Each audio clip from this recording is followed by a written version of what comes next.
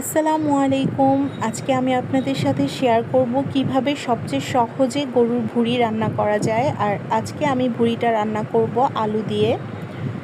আর কয়েকদিন পরেই কোরবানির ঈদ, আর গরুর ভুঁড়ি পরিষ্কার করা আর ভুঁড়ি রান্না নিয়ে অনেকেই চিন্তিত থাকবেন। তো কিভাবে খুব সহজে অনেক মজাদার করে ভুঁড়ি রান্না করা যায় আমি সেটাই আপনাদের সাথে এখন শেয়ার করব।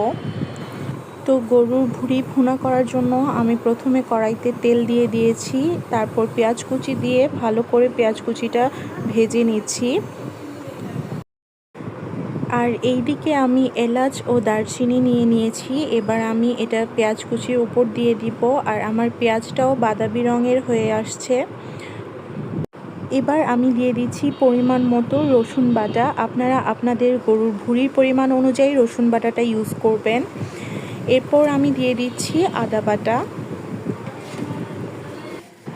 আদা রসুন বাটা দেওয়ার পর আমি সামান্য পরিমাণ পানি দিয়ে দিয়েছিলাম। আর এবার দিয়ে দিচ্ছি হলুদের গুঁড়ো এবং মরিচের গুঁড়ো।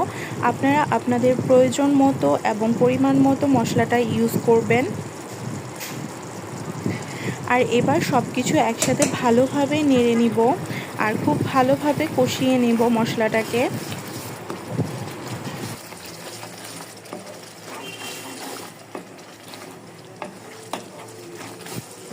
আমি এখানে আর অল্প কিছু পরিমাণ পানি দিয়ে দিচ্ছি মশলাটাকে আরও একটু ভালোভাবে কষানোর জন্য। আর এবার দিয়ে দিচ্ছি লবণ। লবণটা আমার আগে দেওয়া হয়নি। আর এখন দিয়ে দিচ্ছি আমি জিরে গুঁড়ো। আর এইদিকে মশলাটাকে আমি ভালোভাবে কষিয়ে নিয়েছি। এবার আমি মশলার মধ্যে দিয়ে দিব আমার প্রসেসিং করে রাখা বট বা গরুর ভুঁড়ি, যেটাই বলেন আপনারা। গরুর ভুঁড়ি কিভাবে প্রসেসিং করে রাখতে হয় সেটা আমি আপনাদের অন্য একটা ভিডিওতে শেয়ার করব। তো এখানে আমরা গরুর ভুঁড়িটাকে খুব ভালো করে পরিষ্কার করে প্রসেসিং করে ডিপ ফ্রিজে রেখে দিয়েছিলাম সিদ্ধ করে ভেজে।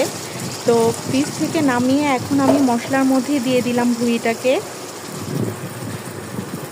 গরুর ভুঁড়িটাকে এভাবে প্রসেসিং করে ফ্রিজে রেখে দিলে আপনি যখন তখন ঝামেলা ছাড়া খুব সহজেই রান্না করে ফেলতে পারবেন।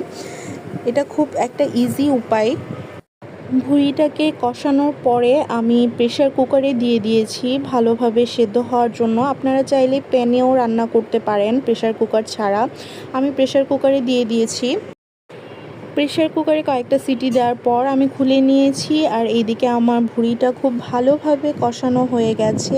আর এখন আমি ভুঁড়ির মধ্যে অ্যাড করে দিব কয়েকটা আলুগুলো আমি ছোট ছোট করে কেটে নিয়েছি। তো এই যে আলুটা দিয়ে ভালো করে নেড়ে এখন আবার আমি ঢাকনাটা লাগিয়ে দিব। ও হ্যাঁ, ঢাকনা লাগানোর আগে কিন্তু আমি এখানে পানি দিয়ে দিচ্ছি কিছুটা পরিমাণ। আর এবার আমি অ্যাড করে দিব ধনে গুঁড়ো। এই যে ধনে গুঁড়োটা দিয়ে দিয়েছি। গরুর ভুঁড়ি রান্নাটা কিন্তু হয়ে গেছে। আমি প্রেসার কুকার থেকে আবারও নামিয়ে নিয়েছি। আপনারা চাইলে কিন্তু প্রেসার কুকার, হাঁড়ি এই দুইটা একসাথে ইউজ না করে একটাতেই করতে পারেন। আমি তাড়াতাড়ি হওয়ার জন্য প্রেসার কুকারটা ইউজ করেছিলাম। আর এই যে দেখেন কত সুন্দরভাবে খুব সহজে রান্না করে ফেলেছি গরুর ভুঁড়ি। এখন আমি এটাকে আর একটু পরিমাণ শুকিয়ে নিব ঝোলটাকে। ভুঁড়ি রান্না করলে একদম ভুনা ভুনা করলেই খেতে ভালো লাগে, একদম ঝোল থাকবে না, শুধু ভুনা ভুনা থাকবে। এটা খুবই মজা লাগে। তো এই যে আমি ঝোলটা শুকিয়ে নিয়েছি, দেখতেই পাচ্ছেন যে তেল উঠে গেছে, তেল দেখা যাচ্ছে একদম ভাজা ভাজা হয়ে গেছে। তো আপনারা তো দেখতেই পারলেন যে কিভাবে খুব সহজেই আমি গরুর মজাদার ভুঁড়ি রান্না করে ফেললাম। তো আপনারাও এভাবে ট্রাই করবেন। আর আজকের ব্লগটি আমি এখানেই শেষ করছি। যদি আপনাদের ভালো লাগে অবশ্যই লাইক করবেন, কমেন্ট করবেন, শেয়ার করতে ভুলবেন না। সবাই ভালো থাকবেন। আল্লাহ হাফেজ। আসসালামু আলাইকুম।